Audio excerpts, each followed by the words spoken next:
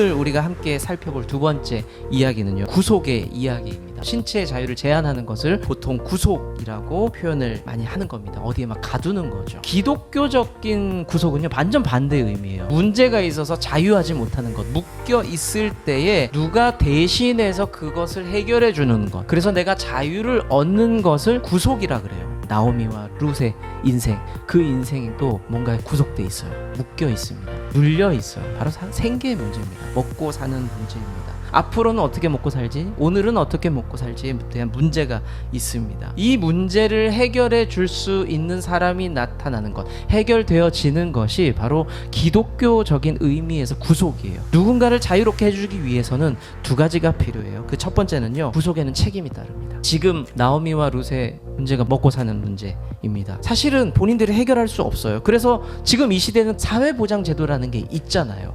그래서 그 사람들 최저 생계를 마련하기 위해서 도와주잖아요. 근데 이 시대에도 그게 있었어요. 율법으로, 제도로 있었습니다. 그 제도를 고엘이라고 붙여요. 고엘. 그리고 풀어서 이렇게 표현을 합니다. 기업을 무르다 라는 표현을 씁니다. 재산을 다 날렸어. 내가 종살이하게 생겼어요. 끌려가게 생겼어요. 이때 가까운 친척 중에 한 사람이, 돈이 있고 상황이 좋은 사람이 내 가족으로 걷어주는 겁니다.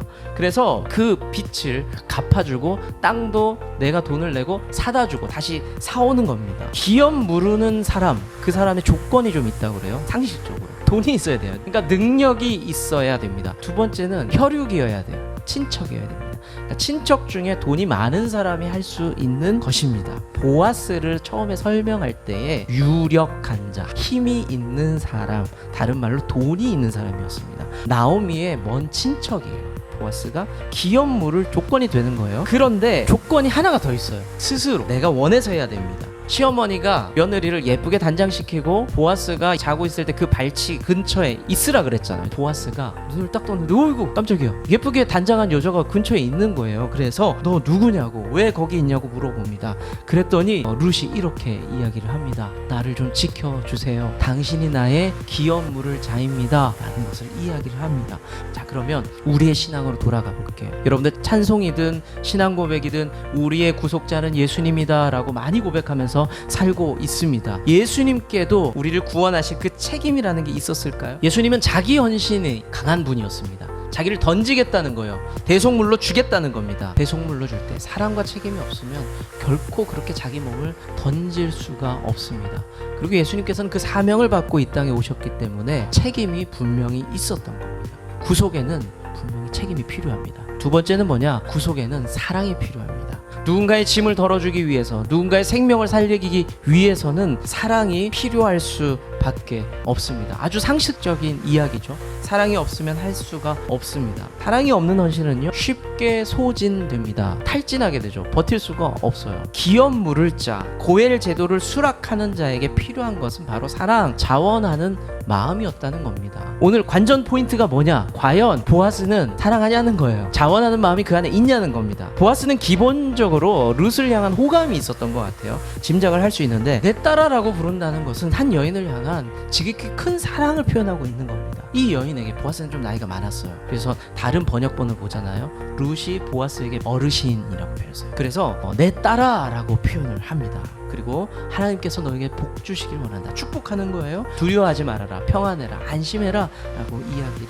합니다. 내가 너를 모르는 것 같지만 사실은 내가 너에 대한 소문을 들었어. 홀로 그렇게 대신 시어머니를 그렇게 잘 공양한다면서, 그래서 여기 와서 일한다면서, 고생한다면서 내가 다 듣고 있었어 라고 침이 마르도록 그렇게 칭찬을 합니다. 보아스는 자기에게 주어진 책임의 문제를 뛰어넘어서 사랑하는 마음으로 룻의 삶을 도와주려고, 구원하려고 애쓰는 모습을 분명히 보여주고 있습니다. 그렇다면 우리의 신앙으로 다시 가볼게요. 우리를 구원하신 하나님, 예수님, 그 사랑은 어떨까요? 우리에게 영생을 주시기 위해 독생자를 주셨거든요. 하나님께서 보내셨습니다. 성경에는 우리를 너무나 사랑해서, 로마서 5장 8절에 예수님께서 우리를 위하여 돌아가심은 사랑이에요. 사랑. 내가 너 진짜 사랑해, 보여줄게, 확증해줄게, 내가 확실히 보여줄게. 그것을 십자가에서 보이셨다.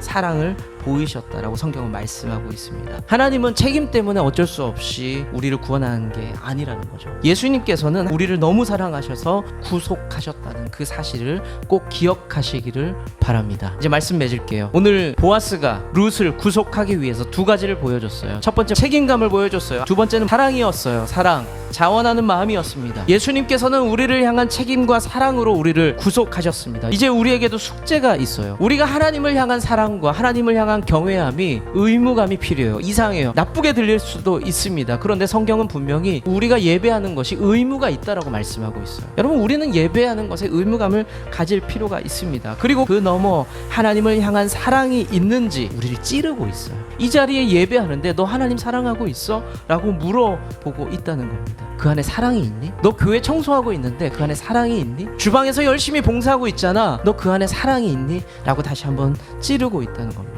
그리고 두 번째 숙제는요, 이웃을 향한 숙제입니다. 뭐냐? 똑같아요. 예수님께서 그렇게 강조하신 이웃을 사랑하라고 하는데 우리 사랑하며 살 수 있죠. 책임감 가지고 사랑할 수 있어요. 주님이 하라고 했으니까 적당히 할 수 있습니다. 보여지는 모습으로 할 수 있어요. 그런데 또 찌르죠. 진짜 사랑하면서 할 수 있니? 진짜 사랑하면서 이웃을 섬기고 있니? 우리는 그것에 대한 숙제가 있다는 겁니다. 너는 이웃을 사랑하고 있니? 오늘 보아스의 모습을 통해서 우리에게 주어진 숙제를 한번 살펴본 거예요. 사실 책임감, 사랑으로 하나님과 이웃을 섬겨낼 수 있는 그런 삶 살아낼 수 있는 우리 좋은 나무교회 성도님들 되시기를 축원합니다.